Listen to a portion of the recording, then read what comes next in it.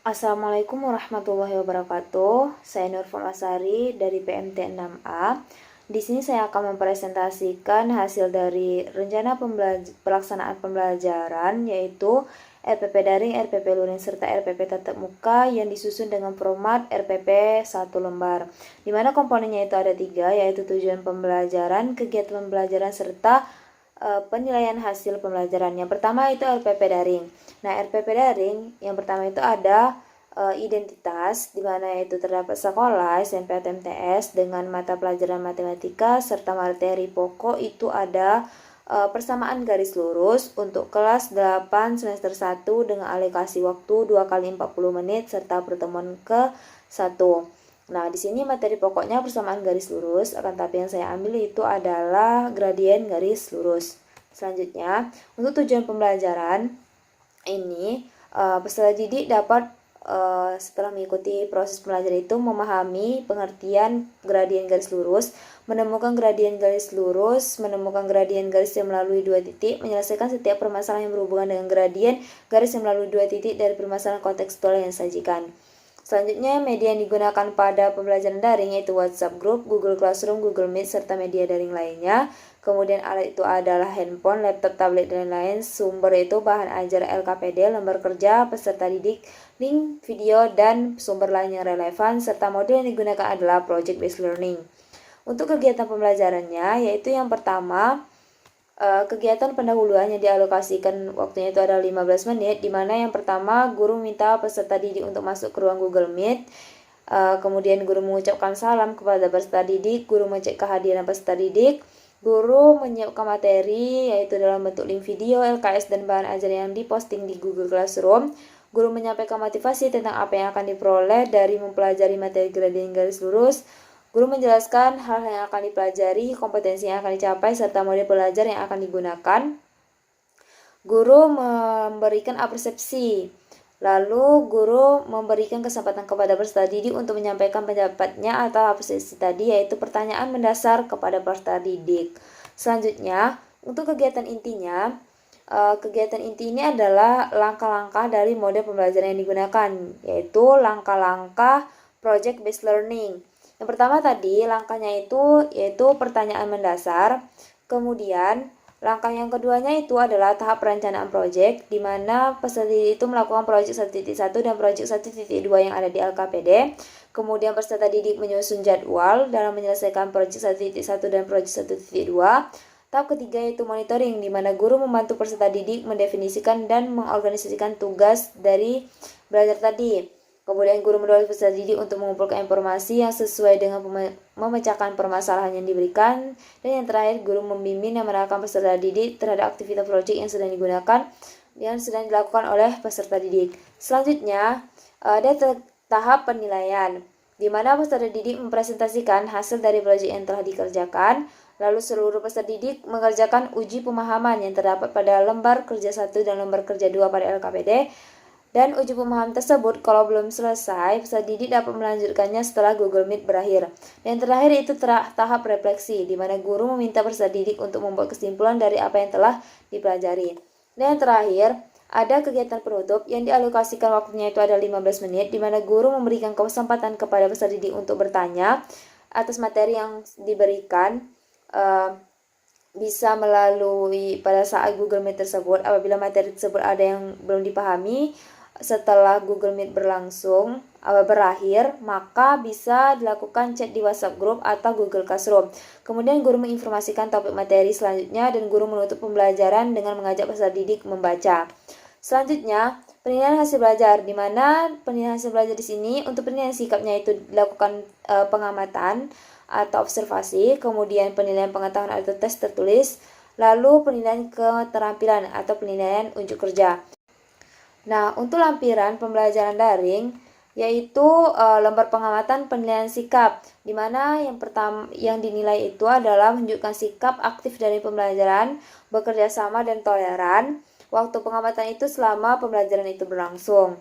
Lalu Jika untuk aspeknya itu, jika dia sangat baik dalam pembelajaran tersebut maka 4, baik 3, cukup baik 2, dan kurang baik itu 1. Dengan rumus perhitungan skor akhirnya ini, lalu kategori nilai sikap peserta didik itu adalah ini, itu menurut Permendikbud nomor 81A tahun 2013. Kemudian untuk tuntas dan tidak tuntasnya. Tuntas apabila memperoleh kategori sikap lebih dari atau sama dengan baik, lalu tidak tuntas apabila memperoleh kategori sikap kurang baik. Lalu rubrik penilaiannya, untuk indikator sikap aktif, sikap bekerja sama serta sikap toleran, kalau dia kurang baik, maka jika dia tidak menunjukkan sama sekali tidak ambil bagian dalam pembelajaran. Kalau cukup, dia hanya sedikit berusaha dalam kegiatan pembelajaran tetapi masih belum konsisten. Kalau baik, dia sudah ada usaha tapi masih belum konsisten juga. Dan sangat baik jika sudah menunjukkan ambil bagian, menyelesaikan tugas secara terus-menerus dan konsisten. Nah, selanjutnya yaitu lampiran kedua ada lembar pengetahuan, di mana di sini adalah dalam bentuk uraian yang terdapat pada uji pemahaman 1 DLK 1, lalu uji pemahaman 2 DLK 2. Untuk uji pemahaman 1 ada 2 soal dan uji pemahaman 2 itu ada 4 soal. Selanjutnya, pedoman penskoran jawaban soalnya itu untuk aspek penilaiannya ini, lalu rubrik penilaiannya serta skornya sudah ada untuk uji pemahaman 1 serta untuk uji pemahaman 2. Lalu ada perhitungan nilai akhir peserta didik juga, di mana jumlah perolehan skor dibagi dengan 90 kali 100 karena jumlah skor maksimal semuanya itu adalah 90. Lalu lampiran ketiga itu lembar penilaian keterampilan unjuk kerja, di mana itu unjuk kerjanya itu terdapat pada proyek 1.1 dan proyek 1.2 yang ada di LKPD. Lalu ini adalah tabelnya, kemudian rubrik penilaiannya itu aspek nilai itu ada 3. Lalu skornya itu maksimalnya 4 pada setiap aspek, lalu ada di sini kriterianya seperti apa. Kemudian ini adalah perhitungan nilai peserta didik. Kenapa di sini 12? Karena di sini aspeknya ada 3 dan skornya itu ada 4. Maka maksimal nilai siswa itu adalah 12. Misalnya jumlah perolehan skor siswa itu 4, maka 4 per 12 dikali dengan 100. Itulah nilai akhir dari siswa tersebut. Untuk lampiran keempat itu ada bahan ajar, di mana bahan ajar ini adalah gradien garis lurus. Yang pertama itu adalah pengertian dari gradien itu sendiri, lalu kemiringan garis atau gradien garis pada bidang koordinat kartesius, lalu ada pada gradien garis itu pada yang melalui 2 titik. Selanjutnya ada contohnya dalam kehidupan sehari-hari. Nah, lampiran yang kelima yaitu lampiran lembar kerja peserta didiknya dengan berbasis model project based learning.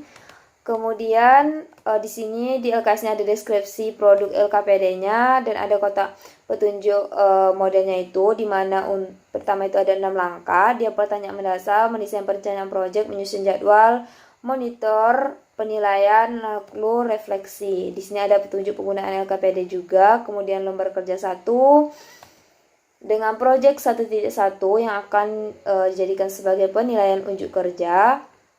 Dan di sini ada uji pemahaman 1 digunakan sebagai penilaian pengetahuan. Lalu lembar kerja 2 sama seperti tadi, dan proyek 1.1 ini sebagai penilaian untuk unjuk kerjanya juga, dan uji pemahaman 2 ini sebagai penilaian pengetahuan. Selanjutnya RPP Luring.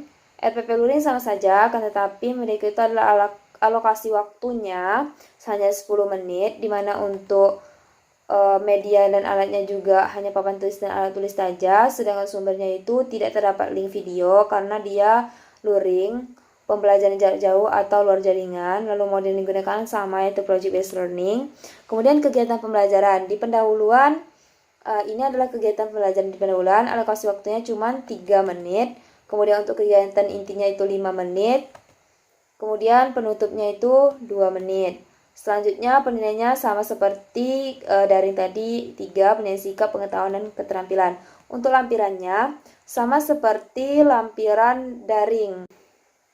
Selanjutnya yaitu RPP tatap muka, di mana alokasi waktunya itu 2 kali 40 menit seperti pembelajaran seperti biasa berlangsung. Selanjutnya yaitu tujuan pembelajaran sama seperti RPP daring dan luring tadi. Kemudian media dan alatnya, kalau medianya itu bertambah yaitu alat peraga Soccer number, sumbernya sama dengan RPP luring, sedang modelnya sama yaitu project based learning. Untuk kegiatan pembelajarannya, untuk pendahuluan itu alokasi waktunya 15 menit, dimana nanti sama seperti biasa guru mengucapkan salam, menanyakan kabar, memberikan materi pembelajaran. Nanti guru juga akan membagikan peserta didik itu beberapa kelompok dan memberikan LKPD untuk dikerjakan. Nah, makanya di RPP tatap muka ini di sini dia melakukan diskusi kelompok. Kemudian kegiatan inti itu adalah seperti daring dan luring tadi, ada langkah-langkah dari project based learningnya, tapi di tatap muka ini mereka melakukan diskusi secara berkelompok. Kemudian untuk penutupnya, yaitu guru memberikan kesempatan kepada peserta untuk bertanya, menginformasikan topik materi selanjutnya, dan menutup pelajaran dan mengajak peserta didik untuk membaca doa, sama saja seperti luring dan daring tadi. Untuk penilaian hasil pembelajarannya itu sama. Ketiganya ada penilaian psikoobservasi, penilaian pengetahuan tes tertulis, serta penilaian keterampilan yaitu unjuk kerja. Kalau di tatap muka, lampirannya itu yang membedakannya nih nanti di sini saja. Waktu pengamatannya itu selama mereka pembelajaran dan selama mereka berdiskusi. Dan kalau tadi dia menunjukkan sikap aktif pembelajaran dalam pembelajaran bekerja sama dan toleran, kalau di tatap muka dia aktif dalam pembelajaran bekerja sama dan bertanggung jawab terhadap proyek yang dilakukannya tersebut atau bertanggung jawab terhadap kelompoknya. Selanjutnya, rubrik penilaiannya itu sama dan membedakannya hanya nanti ada sikap bertanggung jawab dalam kelompok. Lembar penilaian pengetahuan tertulisnya sama. Kemudian lembar keterampilannya juga sama dengan pekerjaan proyek 1.1 dan 1.2. Bahan ajar yang digunakan juga sama, ketiganya sama. Kemudian lampiran yang kelima yaitu sama juga menggunakan LKPD yang sama dengan berbasis model project based learning. Nah, itu saja yang dapat saya sampaikan mengenai RPP daring, luring, serta RPP tatap muka. Kalau RPP daring itu, semua kegiatan pembelajaran itu dilakukan secara daring, yaitu menggunakan media daring, yaitu WhatsApp Group, Google Classroom, Google Meet, dan lain-lainnya, media daring lainnya. Nah, kalau link video tadi, kalau pembelajaran daring udah terdapat di LKPD yang udah disajikan ya. Selanjutnya yaitu kalau RPP luring atau pembelajaran luring itu adalah pembelajaran jarak jauh, di mana kegiatan pembelajaran itu dilakukan home visit atau siswa datang ke sekolah hanya untuk mengambil lembar kerja atau bahan materi gitu. Sedangkan tatap muka sama seperti biasanya kita melakukan tatap muka di sekolah. Itu saja yang dapat saya sampaikan. Apabila terdapat kesalahan saya mohon maaf. Wassalamualaikum warahmatullahi wabarakatuh.